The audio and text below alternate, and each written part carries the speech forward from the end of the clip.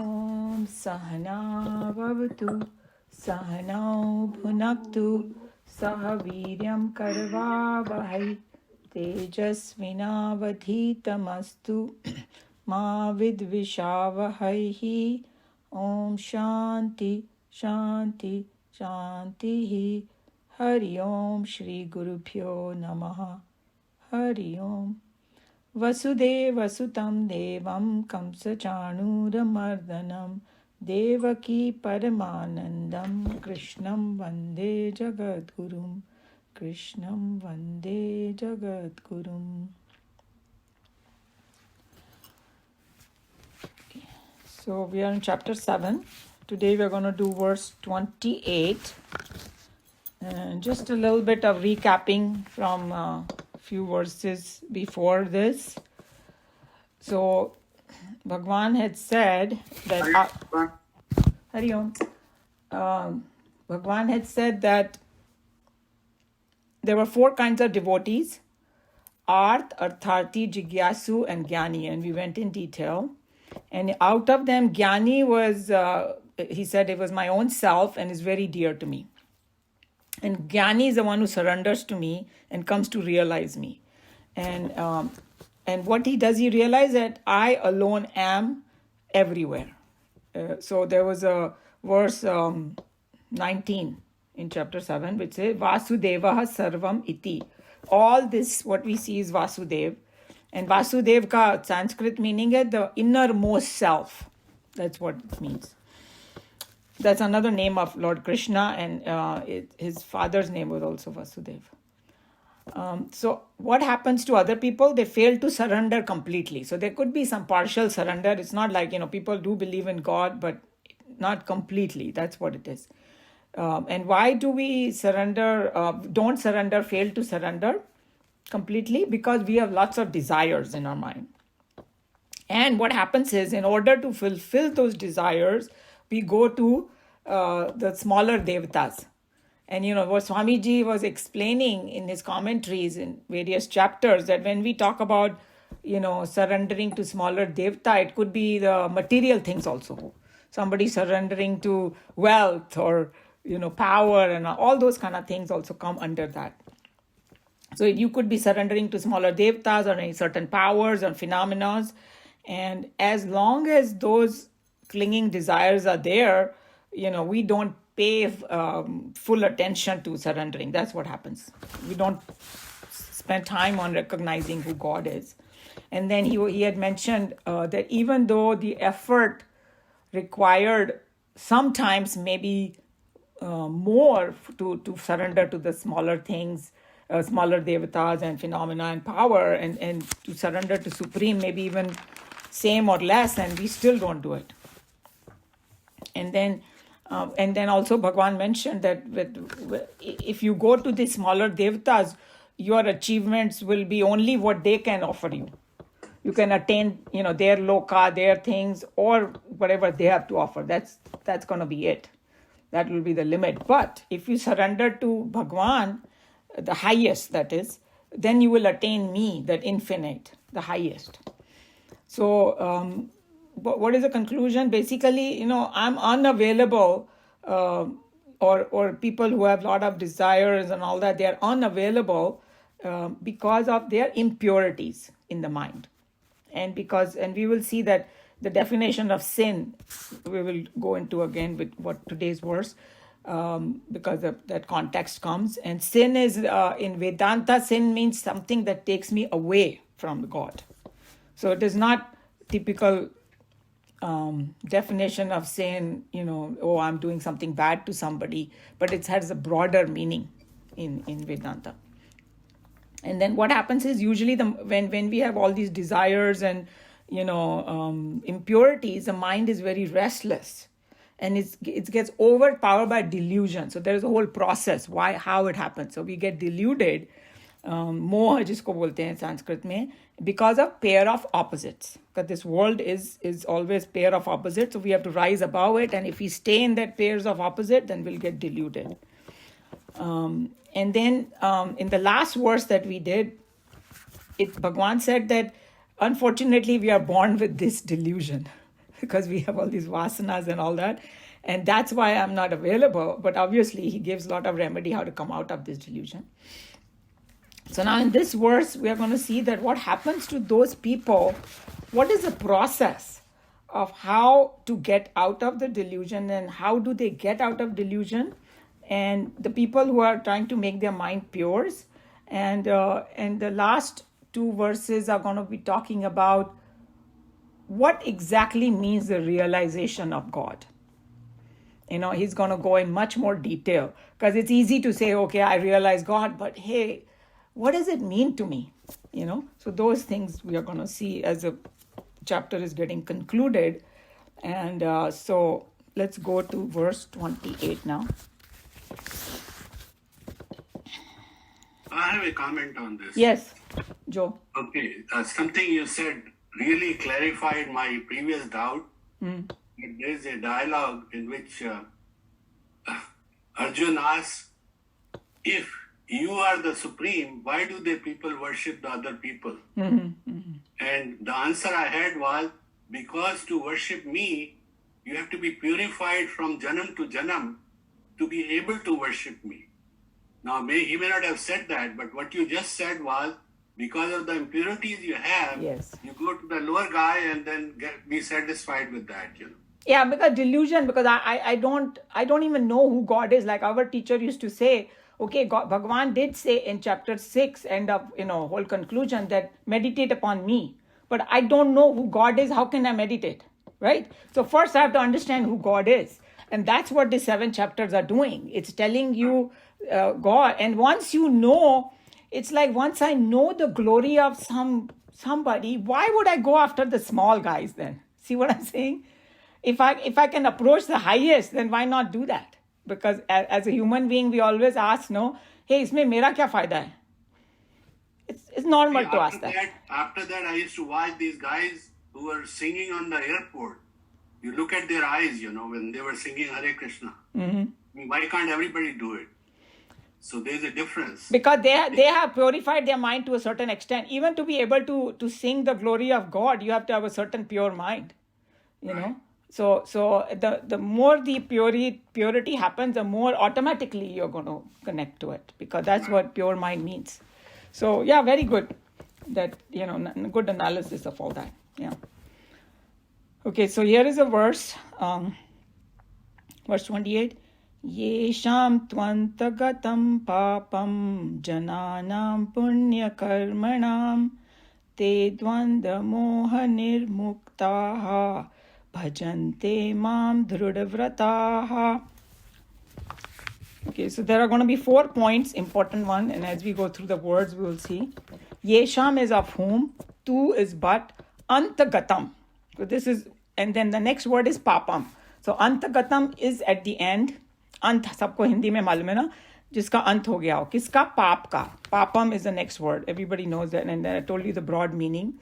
So jiske papon ka ant ho gaya ho.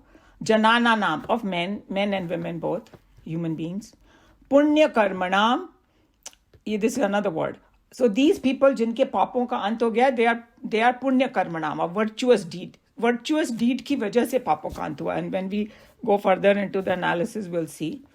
Te is they, and the next word is dvanda moha nirmuktaha. So there are 3 words in there, this whole thing. Dvandva, we know, duality, pairs of opposite in the world. Moha nirmukta. So ek to hai moha or mukt ho gaya moha se. So freed from the delusion of pair of opposites. That's what the whole word means, because the delusion happens in our mind. मोह हमको pair of opposites से होता है. ये अच्छा है, ये बुरा, ये अच्छा है, ये बुरा. इसी में हम लोग सारी जिंदगी बिता देते हैं. Bhajante is worship. And, there is a much broader meaning of worship over here. It does not mean, doing arti or doing something like that. That's not bhajante over here. Bhajante is connecting to that higher. Mama is me, drudha vrata, 2 words, drudha and vrat. So men steadfast in the vows. Jo vrat mein drudha ho jaye. So several different things over here. Hari Om Prem ji. Okay, so so these people, for these devotees जिनके पापों का अंत हो गया और at least पाप कम हो गए हैं. So that's what he starts with. So पाप यहाँ पर means what? Impurities of the mind, which give rise to sorrow. Because our impurities are the cause of our sorrows. Otherwise, God has not sent us over here on this earth to be miserable. But we all make ourselves miserable because of moha ki wajah se. So these impurities, they are the ones that cause pain and sorrow. And because of that, it takes us away from realizing God. So our teacher used to give a very simple definition. Anything that takes you away from God is pap, and anything that takes you closer to God is punya. Okay? Very simple definition from Vedantic perspective. So how do we get rid of this pap vritti? That we do our sadhana. Okay? So initial stages, we learned that karma yoga, you start with that, then the mind becomes purer than before. Because now you're doing unselfish way. Before that, it was me the whole time. And now you're becoming, with the karma, learning how to do karma yoga, offering it to God and not worrying about the results and things like that. We know the whole thing we did. And after that karma yoga, our mind gets relatively pure. Then we do the upasana. Then it becomes even more pure. And then our interest comes in knowledge. And knowledge is the biggest purifier. And that's what in chapter 4, there's a whole verse which said that there is no greater purifier than the knowledge. Because when we are in agyan or ignorance, that's when all the problem starts. So in this verse, Bhagavan says that those who follow the path of goodness, punya karmanam, righteousness, they are the one who are going to become pure. And these values of how to follow these values and what are those values are going to be in detail described now as we go further in the chapters. Starting from chapter 9, 10, 11, 12, there'll be in 12 there are 35 values, and they get subtler and subtler and subtler. And I know I saw Shireen like, oh my God, 35, but what they were going to tell you that you can just hang on to one value, others will just follow. Whichever is your favorite one, whichever somebody thinks. I'm kind of jumping ahead to chapter 12 now, because when we were also doing, we used to say, oh my God, if I start doing each one, तो मेरे तो कई जन्म बीत जाएंगे और ये नहीं होगा. So then, our teacher used to explain, no, it doesn't work that way. You can pick one, and if you are very nishthavan to that one, very drid vrata, like the word they're saying in one, others follow automatically, because they're all linked, And we have a whole exercise that we used to do with children, how they are all linked. Anyway, coming back to this. So what happens is that one, with this purity, that unnecessary desire gets dispelled. 1 second, let me see where I am. Yes. So these people who are punya karmana, slowly their mind gets purer. And then the question is, how do I know that my mind is getting purer? Kuch indication bhi to hona chahiye na ke, because I can be thinking, oh yeah, my mind is getting purer, but what are the indicators? Because I may have a false idea about myself. So he's saying that when you, peace and happiness starts coming in within you. That is the indication that your mind is getting purer. When you don't get disturbed by small things, that means your mind is getting purer. So peace and happiness is a good indication. And also, you get a natural attraction towards the supreme reality. Like we were talking about it, that as the mind gets purer, you are going to get attracted to the highest. That's what it is. And when one becomes more and more pure, that person will get free from moha. Delusion will start going away, because knowledge will start sinking in, the real knowledge. And what is this moha? That's what is over here. We have discussed it before also, that it is arising out of the pair of opposites. So becoming free of delusion, and with that next word he uses, dhrida vrataha. All this is there, and then with that, and this free of delusion, the word is dvanda mohan nirmuktaha. That was the word, just to understand the words properly. And with the firm resolve and understanding, we move forward. What is that understanding? that God alone is. Because we have to understand the definition of what they are trying to say, that, kis cheez mein drid vrat hoenge.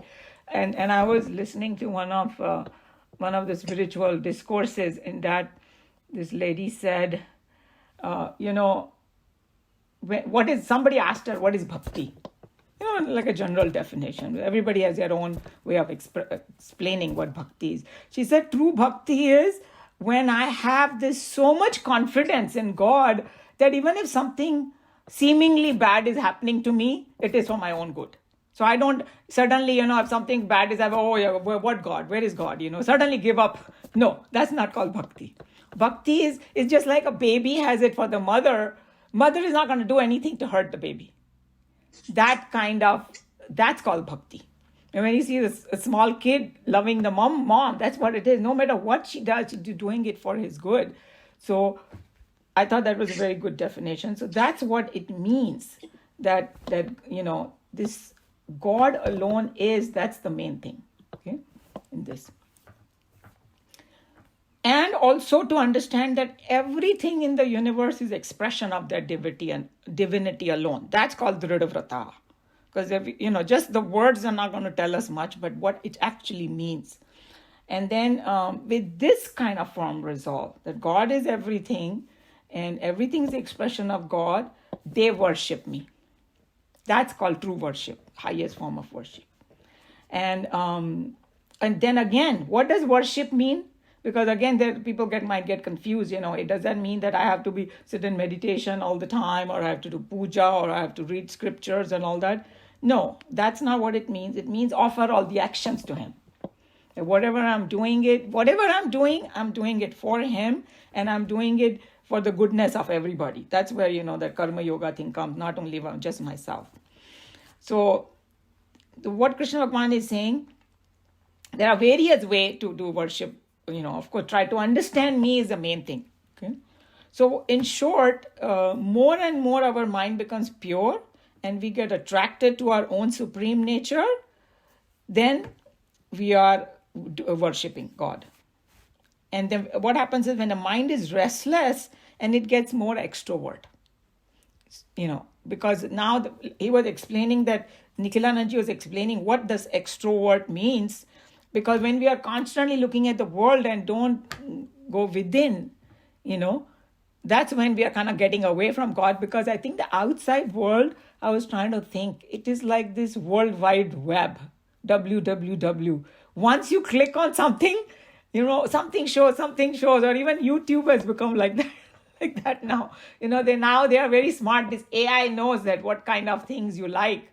So it'll give you the whole list, and you can be listening to YouTube only whole day.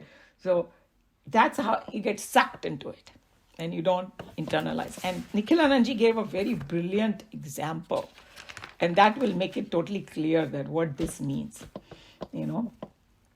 He's saying that suppose there is a circle. So there is a center in the circle, right? And center, just think of it that as consciousness of God. Just for analogy's sake, okay? So he's saying that if I'm looking at the center, suppose the circle is here, so I'm at somewhere at the circumference, okay? And then I turn myself to the center, and now, okay, that's where I want to go. So I look at the center of the circle, and then I move towards it, right? So that's like going towards God. Now suppose I turn away and you from the circumference and look other way, and I start moving, where I'll end up, I don't know. Away from the circle means I'll never reach the center.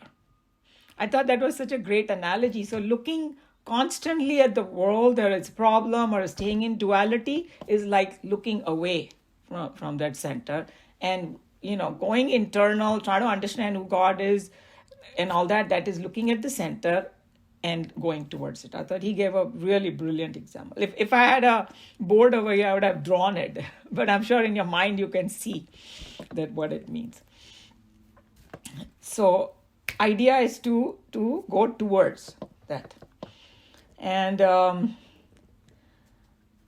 basically what he was, Nikhilananji's, conclusion was, the one who has purified the mind, who is free from moha, that person only truly worships God, actually, in the true sense. So these two things are very important. Purifying the mind, and when you start purifying, apne aap moh bhi kam hota jata hai. So just one thing you can catch on, other thing will just happen automatically.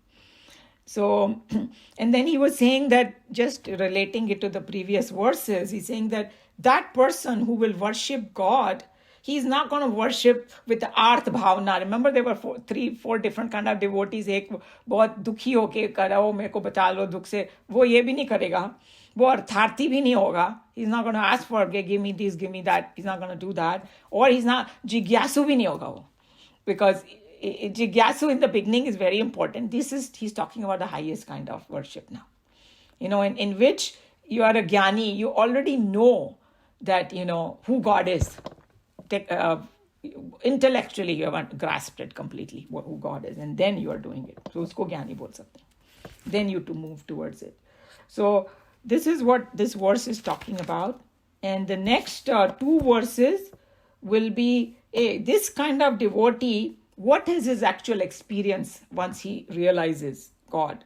Because it kind of tells in more detail the 2 verses, next 2 verses, and they also become the basis for chapter 8.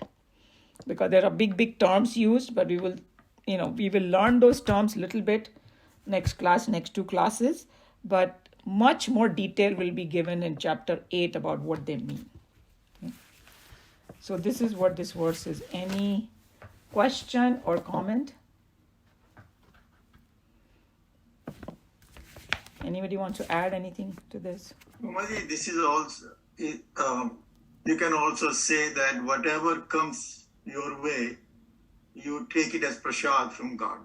Yeah, that will be, that's part of that worship, true, absolutely. And that part came in the Karma Yoga also. They call it prasada buddhi.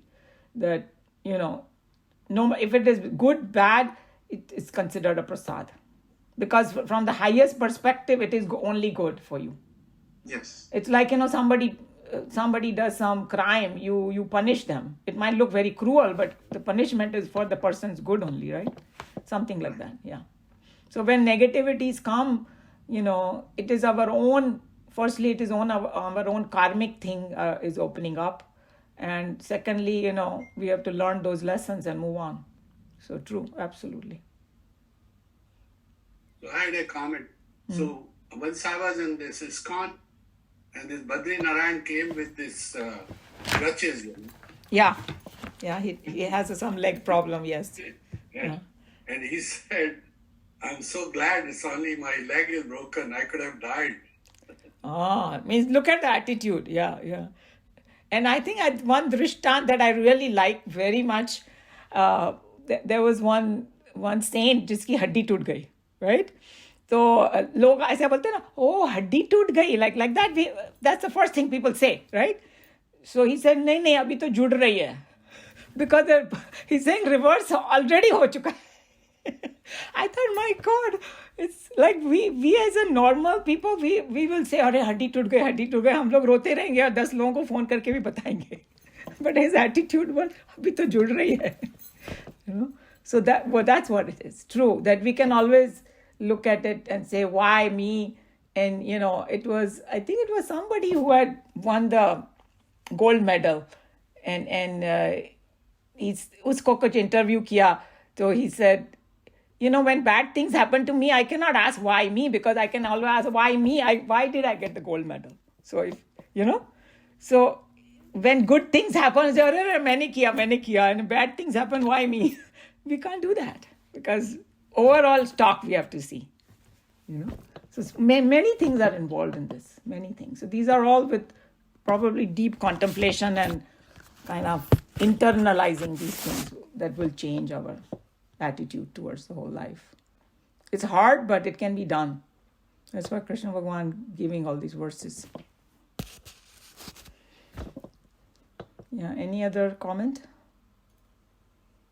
Okay, who wants to read? Anybody who has not read before would like to read? Urmilji, would you like to read?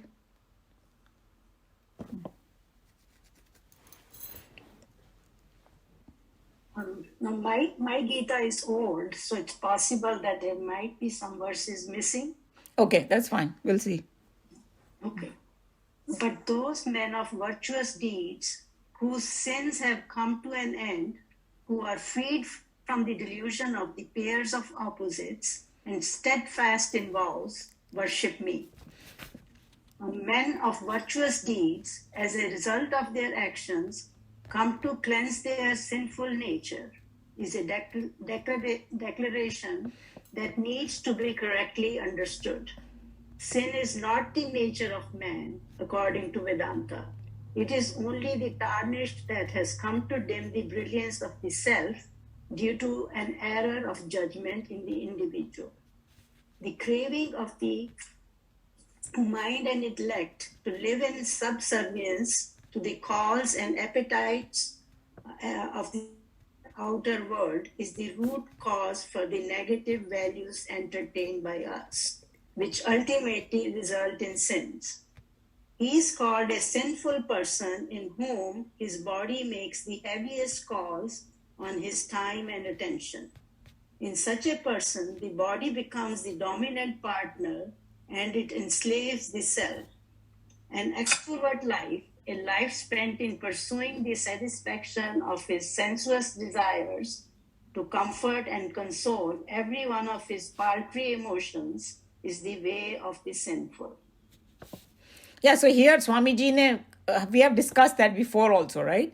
That, he has given a very broad, in-depth definition of sin, that firstly in Vedanta, we all are pure, and it is nothing but an error in judgment. Because why it is an error in judgment? If I think I'm just the body, I'm not even thinking about anything else, then I will just, that's all I'll do. I'll spend my whole life in just, pursuing the comforts of my body, or just, they're saying that constant demands of it. I'm not going to think of anything. And that's what this extrovert life means. So, we have discussed all of these different points, that if that's all I'm doing, from the Vedantic perspective, I'm getting away from, I'm not even inquiring who I am or going towards that. And that is called sin. It will turn into a sin. But because this is a natural thing, that when we just want to pursue the comforts of our body and things like that, after a while I'll start compromising. That's why it will become, people who do bad things, or, corruption, all of that is because of that. Because I'm not even thinking of anybody who thinks of a little bit of higher stuff, even nothing more than, say, even law of karma, if somebody thinks, it will stop right there. Hey, if I do something bad, it's going to come and bite me only. Utna bhi nahi sochte hai log, imagine. So if you just stay in the lower planes, it will turn into a sin. That's what it is, basically. But we should take care of our body, though, right? See, I'm glad you brought that. They are not saying neglect your body. Absolutely, they are not saying it. If you go back to chapter 6, Krishna will say, balanced life hona chahiye. And in fact, usme entertainment word bhi use kiya hua hai. So everything in moderation is fine. But if I think that my life is only that, then there is a problem. But like we did the Kathopanishad, this body is considered like a chariot. It is my means to get somewhere higher.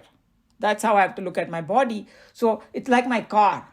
Car is going to take me to a destination. If I don't take care of my car, it's not going to be able to. I have to give it gas. I got to do oil change or maintenance and keep it clean. And then I'll have a safe, nice journey. From that perspective, taking care of the body.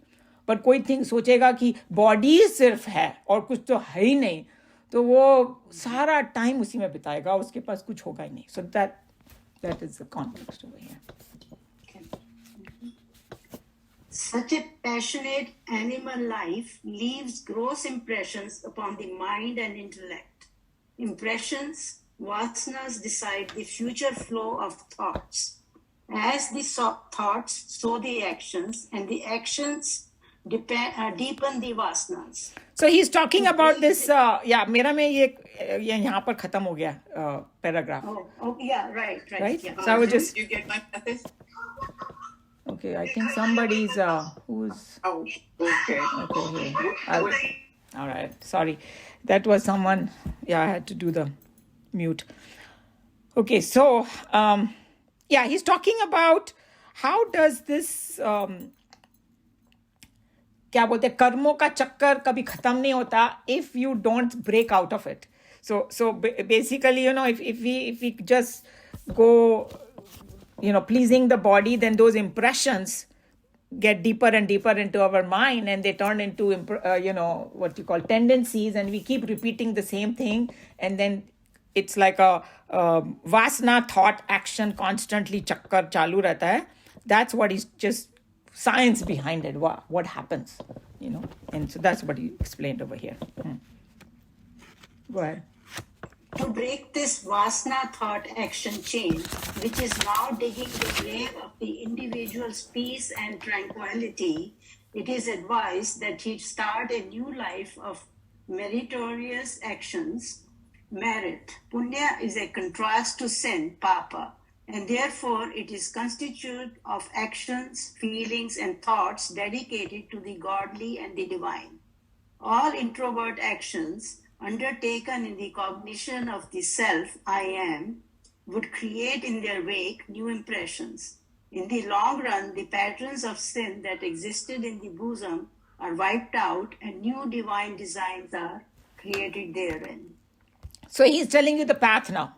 Okay, this big chakkar is there. Once I realize that, hey, that realization is very important.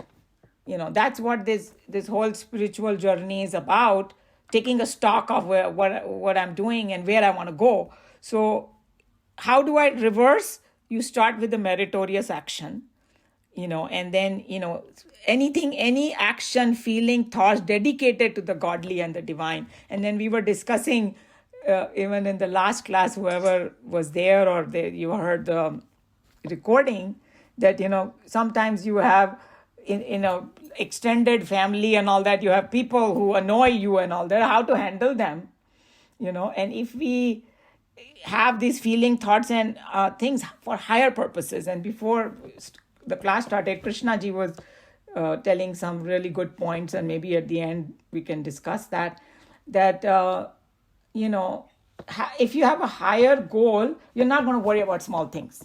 And you might even, if somebody is doing something bad to us, we might think, hey, maybe I did something bad in my previous life, मन को समझाने वाली बात है, but basically not reacting too much and not indulging in those kind of things. So if you have a higher goal, then automatically the pap will get less and less, and meritorious thing will, your mind get purified. And then one of the saints gave a very good example too. So he says, suppose if there is one bartan, and little water comes out of it, but it is all full of really dirty water. How will you clean it? You have to pour in good water. Eventually, it will get cleaned up. So that's exactly what it is. That this is the path telling us, And then how to...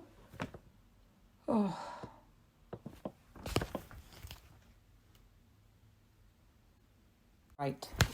Back in business. Okay, so where were we? We were talking about, how to... meritorious, जो उन्होंने पुण्य कर्मणा बोला है, उसका effect क्या होएगा, पाप कम हो जाएगा, and we'll be able to go closer to God. Okay. So next paragraph. Such a prepared mind intellect, from which almost all its negativities have been rubbed off, is free from the delusion of the pairs of opposite. It then becomes an instrument that can, with a single-pointed steadfastness and firm resolve, meditate upon the self. So that's the conclusion. So basically what it is that our mind is the main instrument, and mind is obviously supported by the body and all that. So it's a whole thing. But mind ko humko ek proper instrument tune karna padega. And if you see about the Sadhguru's whole philosophy is tuning the mind only.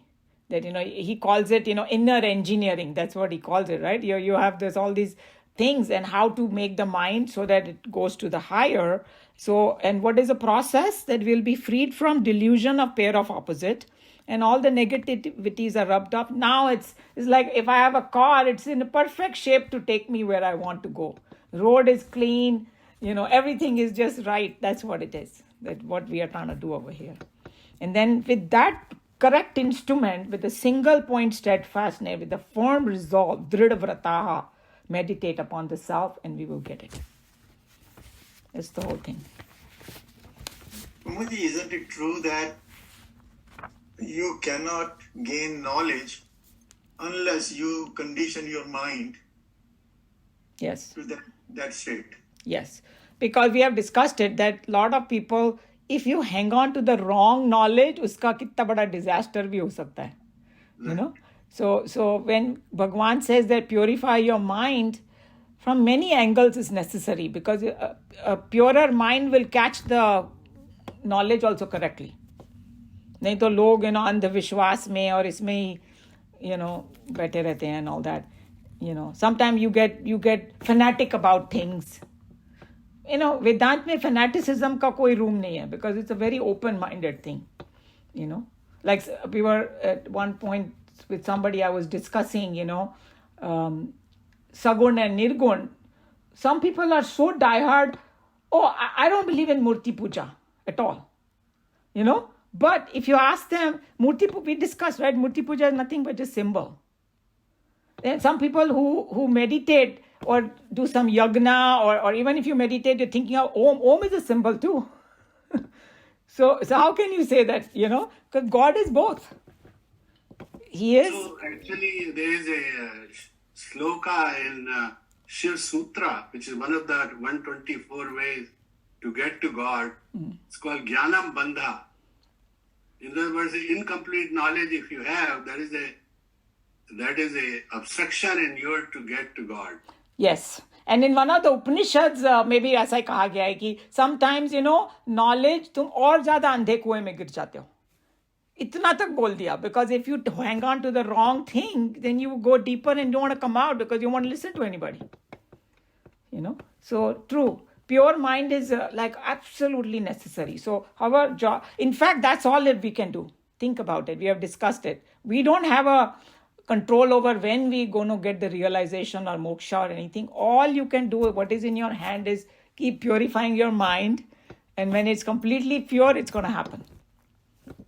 Yeah. And one indication is that you are getting there, is you start to see God in everything. Yes. And you start feeling more peace, you're feeling more balanced, you are feeling, and Swamiji was another, he used to, because he had to use some worldly example, so he used to joke, he's saying, when you start having lots of friends, then you say your mind is getting pure. जब लोग तुम्हारे से भागे नहीं, they want to be with you. So there are, yeah. So in Bhagavatam, there is a sequence where Krishna is meditating. And someone asks him, who are you meditating on? And he says, self. Right. So it's like, but that's the highest form that you can see God in yourself. Right. Well, जब उनका काम वाम खत्म हो जाता है, so they just sit and quietly and are absorbed in themselves like Shiva. Okay, he does so many things. He has such an important job, annihilation, he has to go and destroy, ye wo. Like every time you see Shiva is always sitting in the meditation, because they are not saying, ab main kya karu, ab main bore ho raha hu. They don't have that kind of thing. They can just absorb in themselves. No room for that. Purifying mind is basically like you're using, like Swamiji says, BMI. Right? Body, mind, intellect. So that means you are using your intellect, right? See, purifying mind is what it means is there are 6 things that can have dirt in the mind, they call it in Vedanta. Kam, Krodh, Lobh, Moha, Mad, Matsarya. So I say, Hindi, so you understood what I'm saying. Eh? Matsarya is jealousy. So if I'm having these things, these kind of thoughts, my mind is not pure. Very simple. If I'm getting angry, if I'm having greed, if I'm feeling jealous of other people, my mind is not pure. Because, and all of that is tied up, that when I go towards oneness more and more, all these things are not going to be there. Are we ever jealous of ourselves? You know? Or are we greedy about it? No, because I have oneness, or you know, your own child or something. वो जितना ज़्यादा तरक्की करता है उतना हम ज़्यादा खुश होते हैं. कोई और तरक्की करेगा तो jealousy आ सकती. See what I'm saying? Because I have oneness with that. So the more oneness we feel towards these whole universe, and that's what the saints or sages में यही फर्क है हमारे में और उनमें, because they see the oneness. उनके लिए कोई बुरा आदमी, वो लोग कभी भी नहीं बोलेंगे भाग जा तू. जितना बुरा होगा बोलेंगे हमारे मेरे पास आ, मैं तुझे ठीक करता हूँ. It's like, you know, they are like doctors. Doctor is not going to turn away any patient. He said whatever he can do, he'll do. You know, so that's the what purity of mind means is, you know, it's a pretty simple thing. And then more and more I don't have those 6 things or becoming less, then I'll have peace, happiness. So those are the indication. You're having peace, happiness, when you don't get disturbed by small things and all that. All that is indication mind is getting pure. Shall I finish reading this last? Yeah, that is a the next connecting. one? Yeah, sure. Okay, what would be the motive in the heart of those who are thus meditating upon the self after their minds have been readjusted by living the life divine? Listen. Yeah, so the next verse he's going to just talk about कि उनका motive क्या है, because again human beings will say मुझे क्या मिलेगा. So you know, it's going to talk about that they want liberation from change, old age and death बोला है, but that's a symbolism of what we don't want, you know, changes and all that. Don't get disturbed by that. You know, they're not talking about here when they talk about old age and death, you know, that's going to happen to everyone who live long. So there's a deeper meaning to it, and we'll go to it in next week. But this particular one is focusing on those 4 points that we discussed, you know, that this path have come to an end, and because they are doing virtuous deeds, punya karmana, and they get freed from the delusion of the pair of opposite, and then they, with the dhrud vrat, they worship me. And what the real meaning of worship and all that. So any other burning question before we move on to our Upanishad? Or comment? Okay, so I'll close Bhagavad Gita here. Sarva dharman parityajya mamekam sharanam vraja aham tva sarva papebhyah mokshayishyami ma shuchah. Hari Om Shri Gurubhyo Namaha. Hari Om.